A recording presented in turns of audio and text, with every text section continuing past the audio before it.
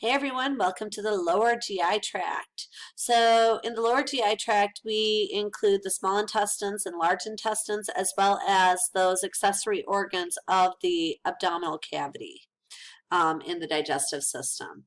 So we'll start with the small intestines, which includes three regions: the duodenum right here, which is where chyme initially enters from the pylorus of the stomach through that pyloric sphincter. And then there's the jejunum. This is where the majority of our absorption occurs. And then the last portion is that ileum. At the very end of the ileum, we have an ileocecal valve that controls the movement of materials from the ileum into the cecum of the large intestine.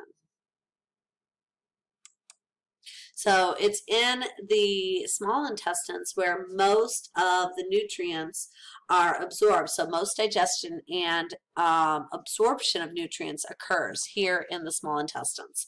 And there are three structures of the small intestines that helps with the increased absorptive properties. The first are these circular folds. So you can see them here. When I think of circular folds, I think of those speed bumps on the road that slow people down. So if you're like driving up to a school at Galesburg High School, if I'm driving to drop off my children, there are these speed bumps and I have to slow down or I'm going to like fly in the air with my car. So you have to slow down really a lot, down to like 5 or 6 miles per hour, just so that you can drive over these bumps easily. And what these bumps do is they slow the movement of food, of that chyme, so that the chyme has a better chance of hitting the walls of the intestine. It's on the walls of the intestine, those cells, where the enzymes are going to be located that can break the food down and absorption can occur then. So on top of those circular folds, we have villi. Villi are finger-like projections that stick out and they increase surface area even further for absorption. Within the villi, we have lacteals. So you can see villi right here, and you can see these green structures. These are lacteals. They're lymphatic capillaries. And so as we start to absorb material, lacteals will take in fatty material that can't go into the blood, and then it can transport those fatty molecules to the liver for processing. So any fat soluble vitamins or fat material that has to move to the liver. And then on top of the villi, we have microvilli. So microvilli are even smaller projections that increase surface area even further. And so the microvilli are going to increase surface area so we can absorb materials, but they also have a brush border. The brush border has enzymes associated with it. These enzymes are going to help with chemical digestion of almost all of the nutrients. And then we can absorb those nutrients and send them to the liver for proper processing. Small intestines also has their own cell structures that secrete chemicals. So we have intestinal glands that secrete intestinal juice, that is an alkaline juice that increases the alkalinity of the environment, so decreases the amount of acidity in the area. We have goblet cells that produce a mucin that lubricates the duodenum, jejunum, and ileum so that materials can move easier. We have unicellular glands that secrete enzymes, enzymes like enteropeptidase that will break down materials. We have enteroendocrine cells that secrete hormones such as cholecystokinin that slows down stomach activities. And then we have submucosal glands that produce more mucus that, again, increases the alkalinity of the environment. So materials move from the duodenum towards the ileum, but they move through more than just peristaltic waves, which you saw in the esophagus. In this case, we're going to also be using a process known as segmentation. So materials are going to mix back and forth from one region of the small intestines to the next region. And so when I think of this, you know, with peristaltic waves, I talked about moving toothpaste when your toothpaste is at the bottom of the container and you're squeezing it towards the top. When you're mixing material via segmentation, it'd be like taking that toothpaste and squeezing it in the middle and getting some material moving forward and some moving back, and then squeezing at the bottom and moving some of the material forward and some back, and then squeezing towards the middle again, and you just kind of keep moving. Eventually materials will move towards the ileum, but it's going to take longer time. And this allows the chyme to be more effectively touching the brush border enzymes, and so they can be broken down and absorbed. The gastroileal reflex then occurs when the stomach receives materials. So food typically sits in the small intestines for approximately 10 to 12 hours. But as the food sits there, and we take in another meal, so something comes into our stomach, that's going to stimulate this gastroileal reflex, and so food's going to be pushed from the ileum into the cecum of the large intestines through that ileocecal sphincter or valve. We do have multiple accessory organs that secrete materials directly into the duodenum of the small intestines. And so these include the liver, the gallbladder, and the pancreas. So they all secrete into the duodenum of the small intestines. So the liver is one of the largest, actually it is the largest internal organ. If you remember when you were dissecting your rats, that liver was the hugest organ in your pigs. As we are opening them up, you're starting to see some of those organs, and some of you opened up the abdominal cavity and were able to see that large liver. Some of you haven't, but we will be opening up our pigs, and then you'll get to see those large livers. It sits in the right upper quadrant. It is inferior, the diaphragm, and its main function is to produce bile. Or I won't say main, I'll say one of its main functions is to produce bile. It has a lot of functions. It's a very important organ. So the liver receives oxygen-rich blood from the hepatic artery, but it receives nutrient-rich and oxygen-poor blood through the hepatic portal vein.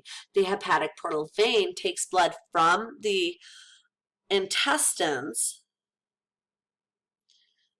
to the liver, and so that is through a portal system. A portal system is a system in which you have two sets of capillaries. So you have oxygen-rich blood coming in, feeding tissue, oxygen-poor blood leaving, but it has nutrient richness, and so it leaves, and then that nutrient-rich blood goes through another capillary network where we get all those nutrients, and we take those nutrients out, and then it moves into a vein.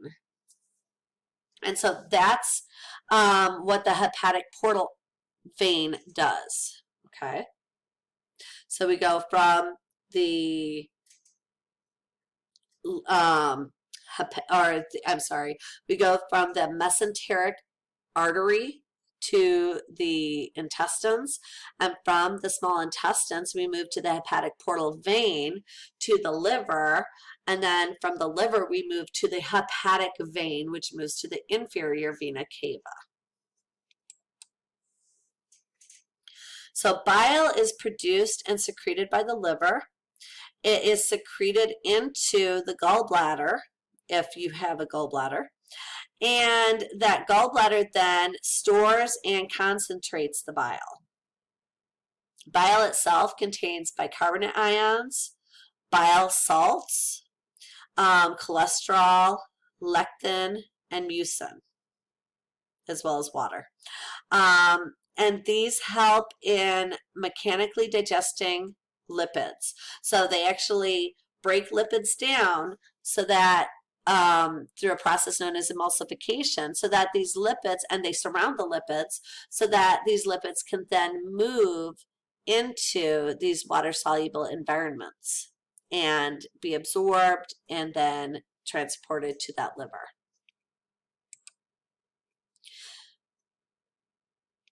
And then the liver is the processing plant. It basically looks at those or looks at all the nutrients. It detoxifies any potential damaging materials, and it then stores materials for later use, or it sends materials out to the different parts of the body that need the material. So cirrhosis of the liver is a serious condition in which hepatocytes are replaced by scar tissue. And when that happens, it causes problems with bile production. It causes problems with nutrient release and nutrient absorption. It also causes problems with, because the liver produces so many of our proteins, blood proteins, we're going to have problems with blood pressure, with blood clotting, and that's going to cause a lot of different problems. So cirrhosis is very dangerous, and oftentimes it's caused by alcohol abuse, so getting certain chemicals like alcohols, but it can be caused by other issues as well, including diseases like hepatitis or liver cancers can also cause this. So the gallbladder is a small organ that sits on the inferior aspect of the liver, and its job is to concentrate bile. That's what it does. And then when the bile is in here and it's stimulated, it secretes the bile into this bile duct. This bile duct then sends the bile to the small intestines. So the liver produces about between 500 and 1,000 milliliters of bile daily. Most of the bile that is secreted from the gallbladder or from the liver is going to be reabsorbed. There's a small amount, about 20%, that is going to be excreted in the liver. And this is one mechanism of releasing excess cholesterol, because cholesterol is a portion or is part of what makes up bile.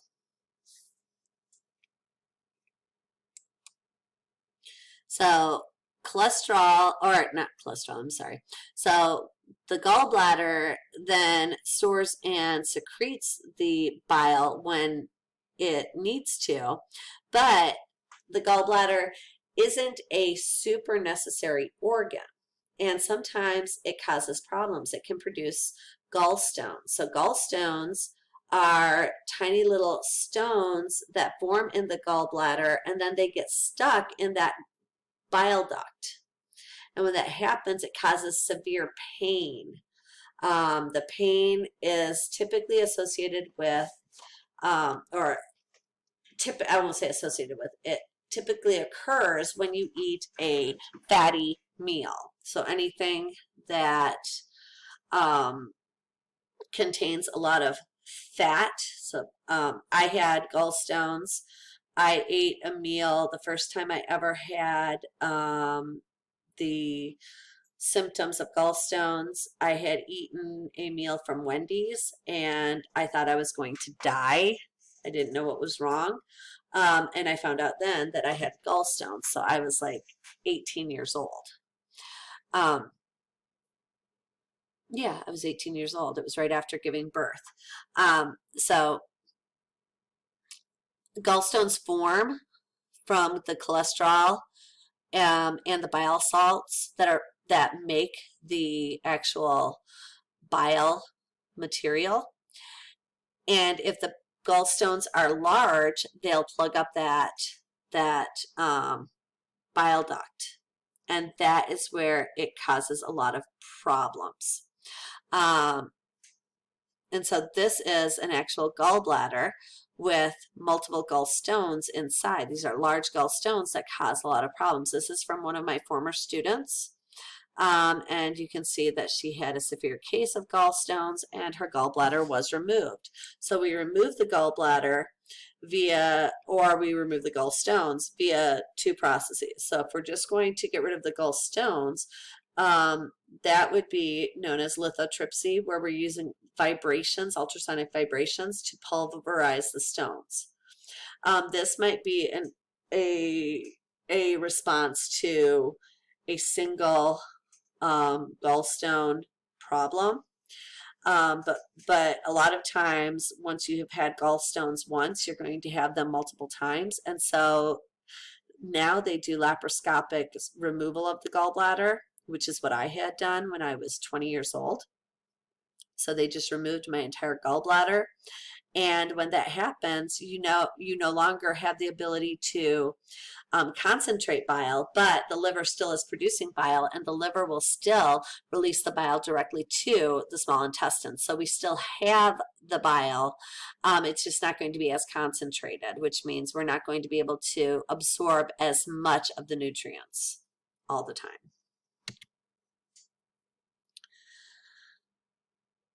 This has been a 17-minute video. I think, let me see, hold on. 1, 2, 3, 4. Yeah, I'm going to stop here and I'll talk about the pancreas in our next video because it's already been a 17-minute video and I don't like to go much over 15. So I'll talk to you later. Bye.